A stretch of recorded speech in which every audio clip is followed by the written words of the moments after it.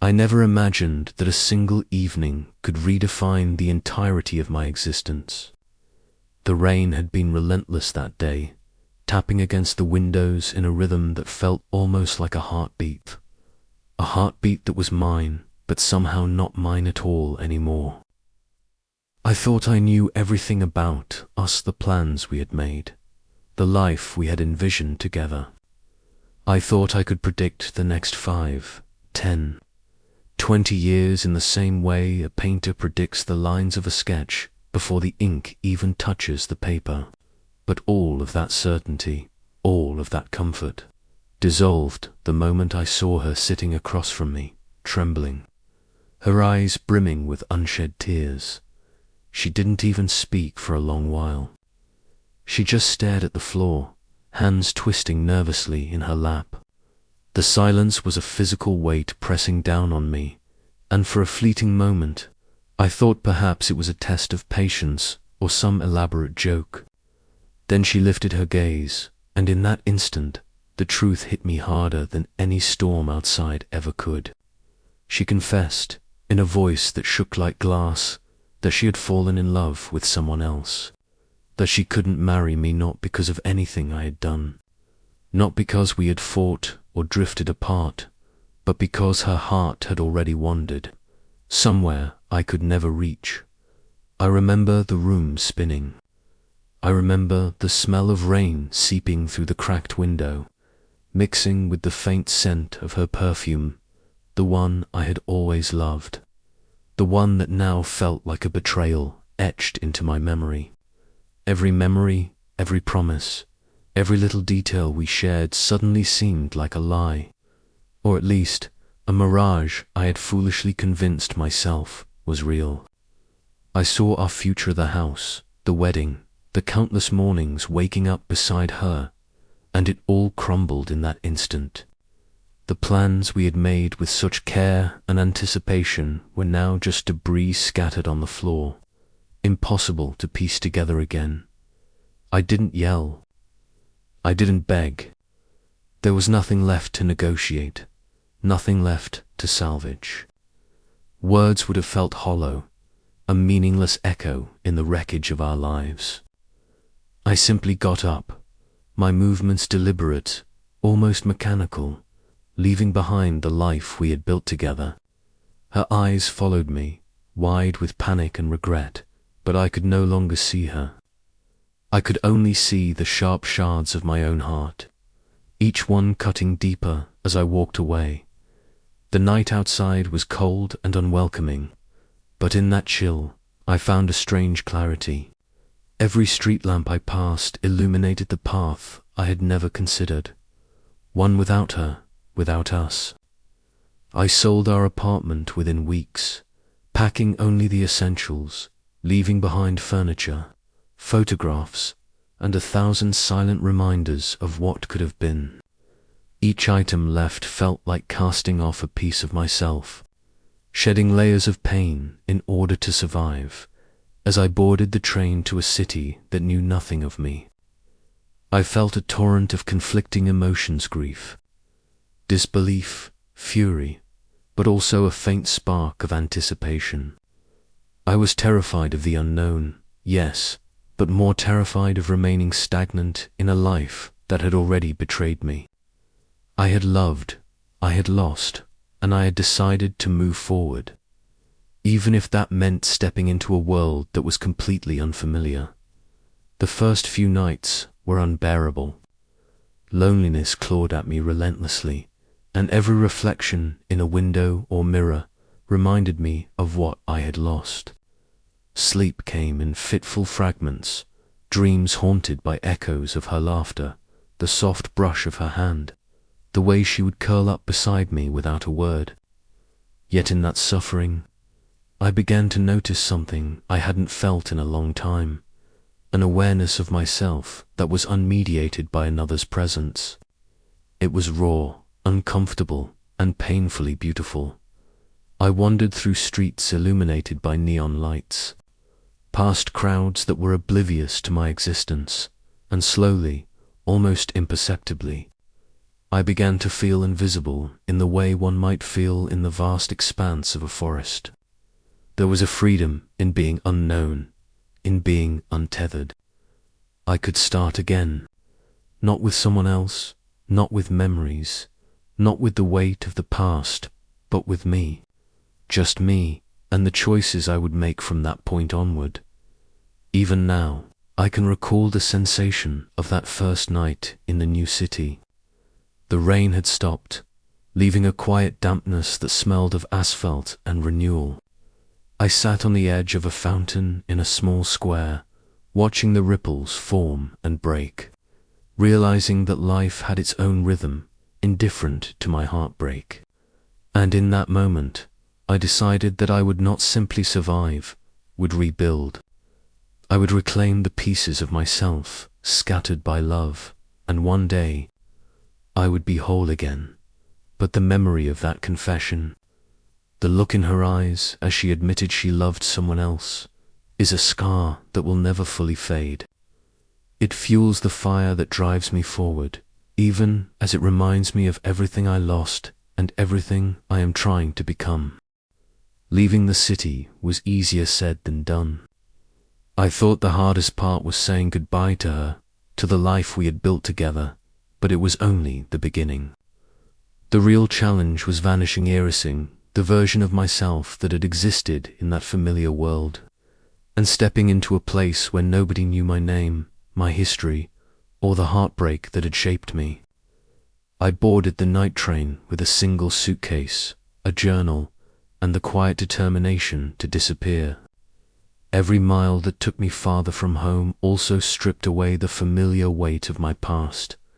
Arriving in a city that smelled of rain-soaked concrete and gasoline, I felt both invisible and exposed. No one knew my story. No one cared. At first, that anonymity was terrifying. I wandered through streets filled with faces that blurred together, a sea of strangers who couldn't recognize me, couldn't judge me, couldn't remind me of her. I rented a small apartment in a building that hummed with the quiet rhythm of other lives, some just as lost. Some more found, and it became my cocoon. Loneliness was immediate and suffocating. Nights were the hardest. I'd sit by the window, watching cars slide through puddles, lights reflecting off wet asphalt, and I would feel the echo of her laughter ripple through the empty rooms. But slowly, I began to notice something. That loneliness wasn't just absence. It was a space I could fill. A space where I could reconstruct my identity without compromise, without expectation, without betrayal. I started small. New routines, new landmarks, new people. A cafe on the corner where I ordered the same black coffee every morning. A bookstore where the owner remembered my name after a few visits. A gym where my body, tense and tired from heartbreak, could release its anger and frustration. Each routine was a small rebellion against the past. Each interaction a reminder that the world had not stopped because my heart had. Shattered. Work became both a distraction and a salvation. I threw myself into my new career, letting the deadlines, meetings, and late nights consume my attention. I discovered skills I hadn't realized I had, resilience I hadn't yet tapped. And in that discovery, a quiet pride began to grow. I learned to stand alone, to trust myself, to value my own company above the hollow comfort of familiarity. But even as I rebuilt externally, internally the battle raged. Thoughts of her were never far, flickering in the corners of my mind, uninvited yet persistent. I would see a couple holding hands on the street and feel the sting of what I had lost. The intimacy I had once taken for granted. I would hear a song on the radio and feel transported back to a memory, a joke we shared, a look, a whisper. And in those moments, I felt both grief and gratitude. Grief for what had ended, and gratitude that I still felt so deeply. still cared so profoundly, still had the capacity for love, even if it had been misdirected. Over time, I began to experiment with small joys. I explored neighborhoods I had never seen, tasting foods whose names I couldn't pronounce, listening to music that made no sense in the context of my previous life. I met people who were equally complex, equally scarred, and in their stories I found reflections of my own pain and hints of hope. Friendships emerged not from obligation, but from genuine connection, from shared laughter and mutual recognition of resilience. The city, once cold and indifferent, began to feel like a sanctuary. Every street became a canvas for reinvention. Every encounter a brushstroke in the portrait of a self I was only beginning to understand. I learned to appreciate solitude without bitterness, to embrace freedom without fear. The act of vanishing, which had once seemed like an escape, became a deliberate choice, reclamation of agency over my life, my identity, my future. Yet even in moments of contentment, the memory of her lingered. It was a ghost that reminded me of vulnerability, of heartbreak, of the price of opening oneself fully to another. And perhaps that was the lesson: to survive love's betrayal, to rebuild a life from scratch. One had to carry the echoes of the past as a caution, a guide, and a source of strength. In those months of disappearance and rebirth, I realized that starting over wasn't about erasing who I had been. It was about embracing who I could become. The city didn't just hide me. It revealed me. And in that revelation, in the quiet struggle to reclaim myself, I discovered that life, even after love's most devastating blow, could be breathtakingly vivid, painfully real, and infinitely worth living. Rebuilding myself was not a single moment of triumph, but a long, arduous journey, measured in small victories and quiet realizations. The city had given me space, anonymity, and a blank slate. But the work of truly becoming someone new, someone stronger, someone unafraid fell entirely on me. I began by confronting the parts of myself I had neglected, the doubts and insecurities I had buried beneath routines and compromises. I wrote them down, stared them in the face, and slowly learned that acknowledging pain did not make me weak.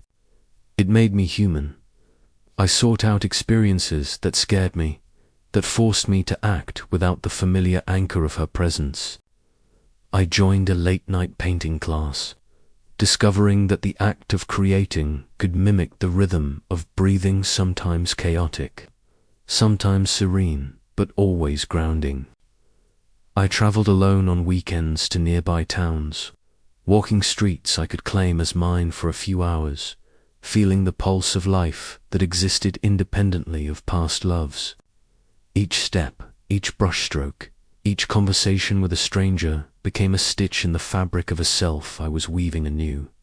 Friendships, too, became pillars in my reconstruction. I met people who were equally searching, equally bruised by life, and in their stories, I recognized reflections of my own struggle. A barista with a perpetual grin shared tales of heartbreak and resilience that mirrored my own. A neighbor who had lost everything in a fire offered insights into rebuilding that extended beyond mere property, into the realm of spirit. These relationships were tentative at first, but over time, trust grew. I discovered that connection need not be suffocating. It could be freeing, supportive, and profoundly grounding. Yet, amidst growth and renewal, the memory of her remained a haunting presence. I would occasionally walk past familiar sights in my old city, now only accessible in memory, and feel a pang that was equal parts sorrow and clarity. Her smile, her voice, the way she looked at me when she thought I wasn't noticing these ghosts, reminded me of the love I had given and the love I had lost. And in acknowledging that, I learned a vital lesson. The past, however painful, does not dictate the future. It informs it, shapes it, but it does not imprison it. Romance returned cautiously, like sunlight piercing a storm-laden sky. I met someone new at a gallery opening. A woman with a laugh that filled the corners of the room and a curiosity that matched my own. There was no rush, no expectation, no pressure to rewrite history. We moved slowly, learning each other's rhythms, discovering that intimacy could exist without fear of betrayal. And in her presence, I realized that I had been ready all along, but because I had forgotten her, but because I had healed enough to love without losing myself, even as love re-entered my life. I maintained the lessons I had earned in solitude.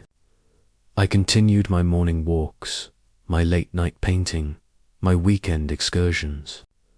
I guarded my independence fiercely, understanding that selfhood was not a barrier to connection, but the foundation upon which true love could stand. I had rebuilt my life from scratch, and now, with someone new by my side, it was stronger than ever, not because the past had been erased, but because it had been transformed into wisdom, resilience, and the capacity to embrace life fully. There were moments of quiet reflection, when I allowed myself to revisit the path I had taken. I pictured her, the city we had left behind, the life we could have had, and I felt no bitterness, only a serene acknowledgement of the journey. Love is unpredictable, sometimes cruel, often illuminating, and I had survived its most devastating blow. I had confronted heartbreak, vanished from familiarity, and reconstructed a life of my own design. And in that process, I discovered a profound truth. Letting go is not the end. It is the beginning of everything that comes after now. When I look in the mirror, I see someone I recognize, but who is entirely new. I see strength in vulnerability, clarity in uncertainty, and freedom in presence. I have learned that life's most painful chapters do not define us, they refine us. And though the memory of love lost remains, it no longer haunts me. It whispers lessons, reminds me of depth, and affirms that sometimes the only way to truly live is to let go completely, to trust the future, and to embrace the self that has survived, rebuilt, and finally grown into someone unafraid of what comes next.